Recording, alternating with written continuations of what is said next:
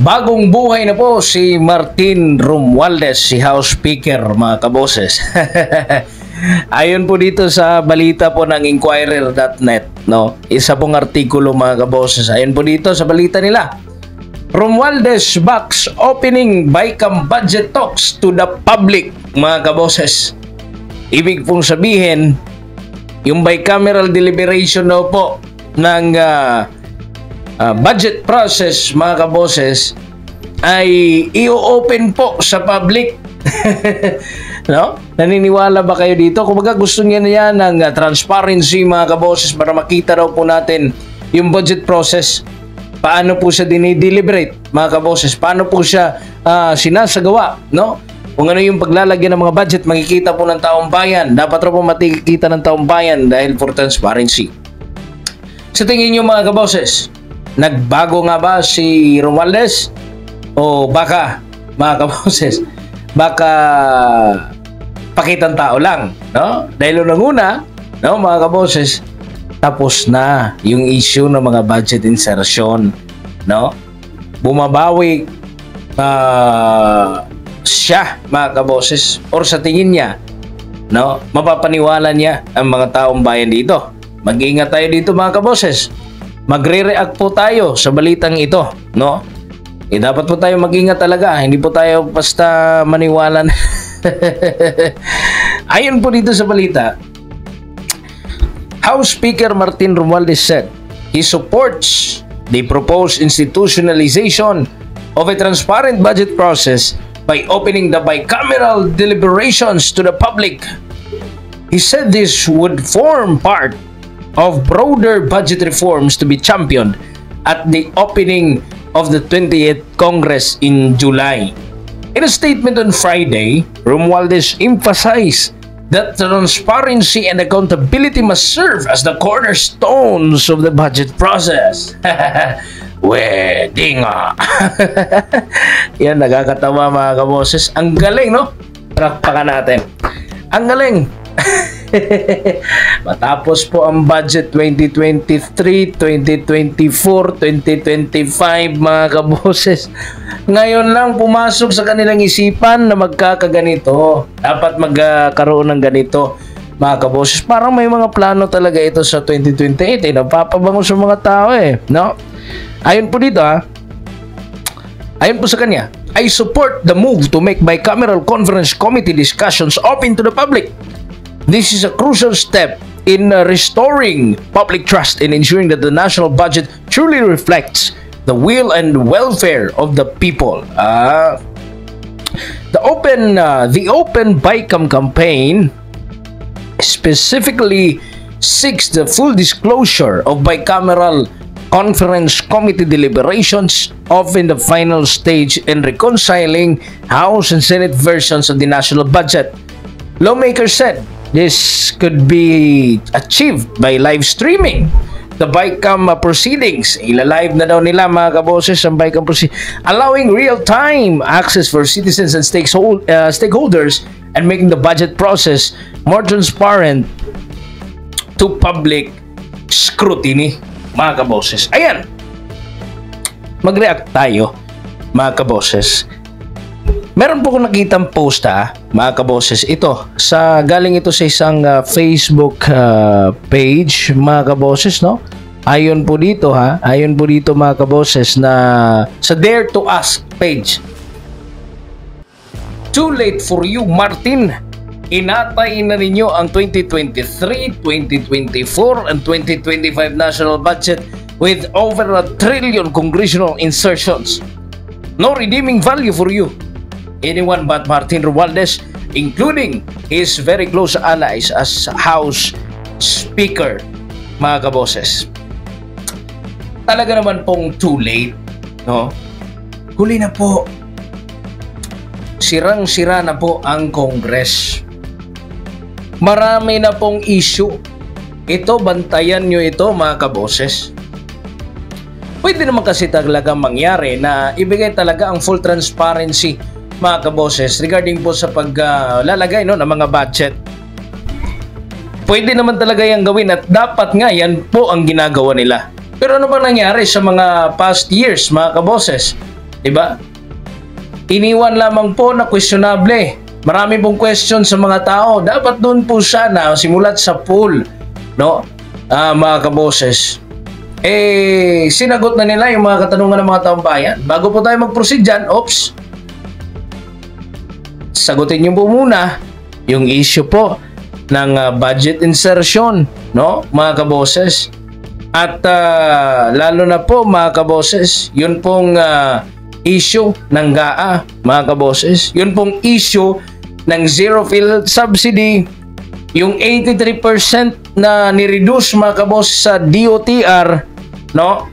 Na big foreign assisted projects, at yung 67.5% na reduce naman sa DPWH at marami po pong iba, mga kaboses, no? At sinabi po, marami po nagsabi, lalo na po yung mga nanalo senador, most worst illegal, most corrupt budget po in history, 2025 national budget, mga kaboses.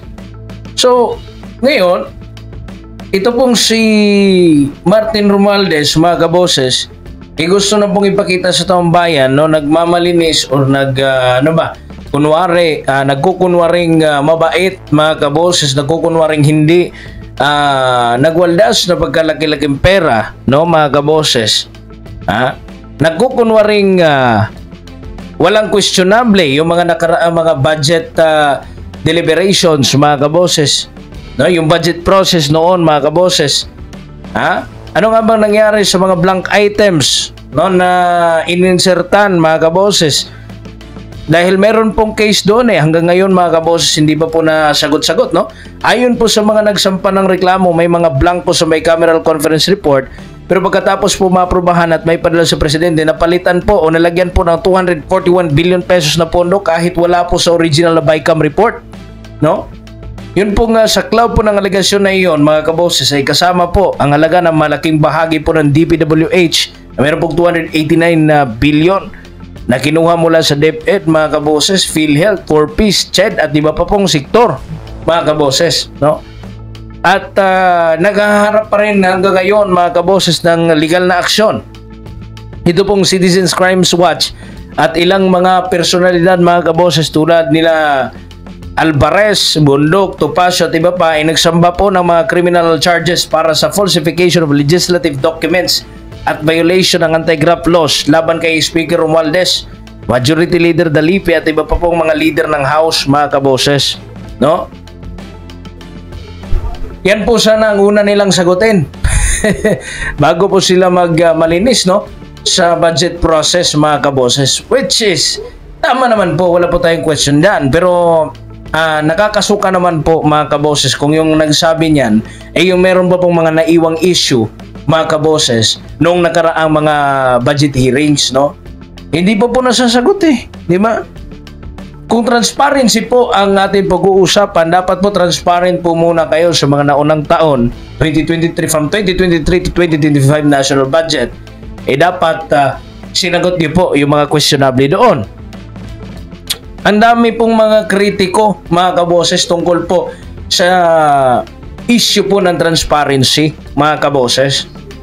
Marami po ang mga nagbabala noon, mga kaboses, na maaari pong magamit ang mga pondo, no, sa doon po sa nakaraang eleksyon, mga kaboses. Pero siguro nga nagamit na nga siguro, hindi natin alam, mga kaboses, siguro, no, kasi 2025 budget yun Kaya pagkalaki-laki po ng national budget po ng 2025, lalo na po na binigyan po ng napakalaking pondo, yun pong ayuda, mga kaboses, no, na palagi po nilang ginagawang propaganda, mga kaboses, ginagawa po nila, no, na pabango doon sa mga tao para po sabihin talagang tumutulong sila, namimigay sila ng ayuda kahit wala namang dapat inaayudahan, at dapat yung pera na iyon ay mapupunta sana sa konkretong mga plano.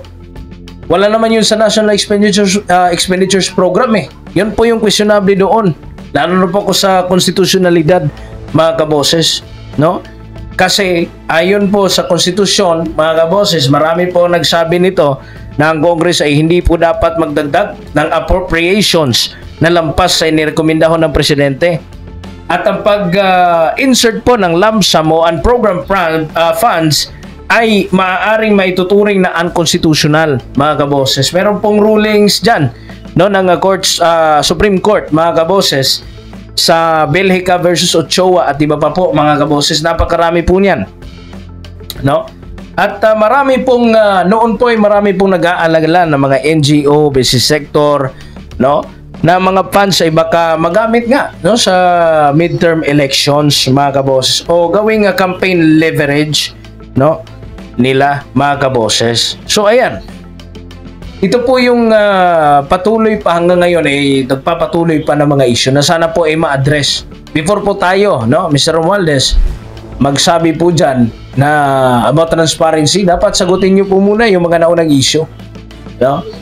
Kasi wala na pong maniniwala dyan kung gano'n eh. Uli na ang lahat. Bakit ngayon lang? Kasi ba tapos na kayo? Nakakuha o nakakaukaw? Nakakuha ng pagkalaki-laking pera noon, mga kaboses? No? So yan, bantayan natin yan, mga kaboses. Kayo, mag-react kayo, ha? Reaksyon sa baba. Comment po kayo sa baba, mga kaboses. Please subscribe. Click the notification bell para notified po kayo, mga kaboses, sa lahat po ng ating po ng mga videos at para notified po kayo sa kaganapan po ng ating bayan. God bless po sa inyo lahat, mga kaboses. Ako po si Kaboses Wins at kayo po ay nakikinig dito sa Standpoint Analysis. God bless po sa inyo lahat and bye-bye.